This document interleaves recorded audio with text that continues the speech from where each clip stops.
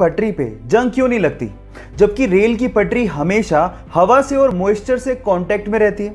इसके पीछे का रीजन क्या है? डोंट वरी, मैं आपको बताता हूं। इसके पीछे का रीजन है उसमें यूज होने वाला मटेरियल।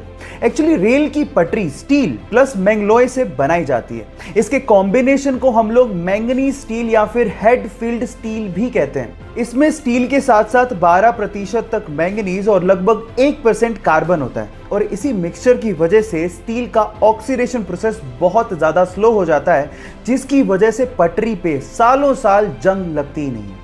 क्या ये फैक्ट इसके पहले तक आपको पता था? और अगर नहीं पता था तो चैट सेक्शन में लिखना मत भूलिएगा। अगर मैं आप लोगों को दो अलग अलग बर्तन में सेम क्वांटिटी में, एक में ठंडा पानी और दूसरे में गर्म पानी भर के दूं और आपसे सवाल पूछूं कि इन दोनों में से पहले बर्फ में कौन कन्वर्ट होगा, तो शायद आप लोग जवाब देंगे ठंडा पानी, क्योंकि गर्म पानी को पहले ठंडे पानी के लेवल तक आना होगा और उसके बाद वो बर्फ में कन्वर्ट होगा, जिसमें समय ज्यादा लगेगा। लेकिन साइंस ऐसा नहीं कहती। साइंस एक्सपेरिमेंट के हिसाब से गर्म पानी ठंडे पानी की तुलना में पहले बर्फ में कन्वर्ट होता है।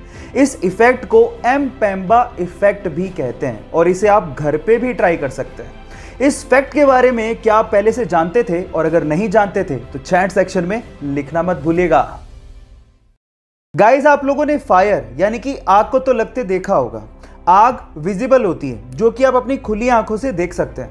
लेकिन गाइस, एक आग ऐसी होती है जो कि लगती है लेकिन दिखाई नहीं देती, जिससे जलन भी उतनी होती है। मैं अंदर की आग की बात नहीं कर रहा हूं, एक साइंटिफिक फैक्ट है बाय द वे। इस आग को हम लोग मिथेनॉल फायर कहते हैं, जो कि इनविजिबल होती है। जैसा कि आप इस वीडियो में देख भी पा रहे हैं कि लोग भाग रहे हैं क्योंकि उन्हें जलन हो रही है, लेकिन वो आग दिखाई नहीं दे रही। एक्चुअली नॉर्मल फायर और मिथेनॉल फायर में यही फर्क होता है कि मिथेनॉल फायर इनविजिबल होती है। एक्चुअली वो डे लाइट में नहीं दिखती, लेकिन रात में वो ब्लू कलर की दिखाई देती है। क्या आप लोग मिथेनॉल फायर के इस फैक्ट को जानते थे? और अगर नहीं जानते थे तो चैट सेक्शन में लिखना मत भूलिएगा। एक गाय जब बहुत ज्यादा खुश होती है तो वो ज्यादा दूध देती है। इनफैक्ट उसके दूध की क्वालिटी भी बहुत अच्छी होती है।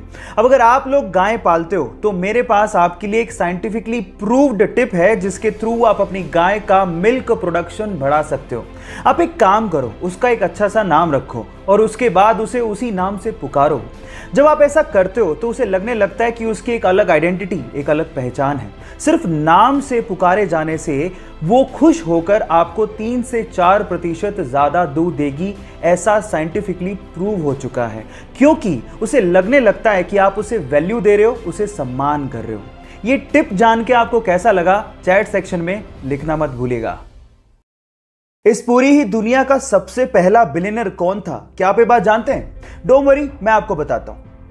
एक मिलियनर उसे कहते हैं जिसके पास $1 मिलियन यानी कि आज के हिसाब से लगभग 7 करोड़ रुपए हों, और एक बिलियनर उसे कहते हैं जिसके पास $1 बिलियन यानी कि लगभग आज के हिसाब से 7,000 करोड़ रुपए हों।